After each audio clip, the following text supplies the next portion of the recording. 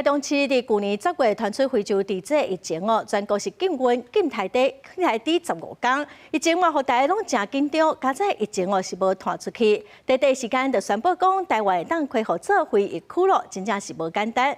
今仔解破新聞，咱特別請蘇眉來為咱來帶咱來了解講，咱台灣的飼豬產業這麼多年來哦，是安怎真打拼、真認真的防疫歷史。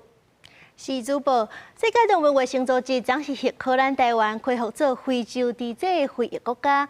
目前全亞洲是干那咱台灣甲日本是非洲豬隻的非裔國。也那這傳統豬隻部分，咱台灣是對民國95年就已經無病例，112年停止注疫苗。口蹄疫109年培檢，停止注疫苗，維持到即陣疫情攏無閣發生。咱台灣也成做亞洲唯一3種豬隻攏是非疫區的國家。要繼續守護這款真無簡單才達成的成果，毋但是愛靠邊境的檢疫人員，咱每一個人攏愛鬥陣拍拼。出國有啥物物件是袂使早轉來，是一定愛注意。頭先咱就先來講，千萬唔通早的，當然就是規地的豬肉，包含青的豬肉、生過的臘肉，還有塑帶肉乾，攏總袂使。因那豬肉製品，親像是煙腸、哈姆，還有肉丸這款用肉絲仔做的，嘛是袂使。過來就是上界濟人會無去注意到的，就是親像肉腐、肉酥。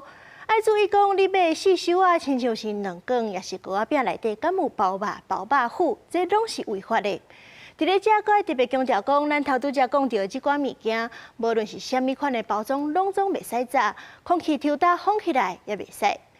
另外，嘛愛提醒咱的觀眾朋友，佇咧飛機頂本來食食，若是食無了，是比較辦理，袂使炸入境。過來就是大家閣較好判斷的，防檢署就建議大家講，若是無必要，咱就莫炸，較袂無適宜去違規。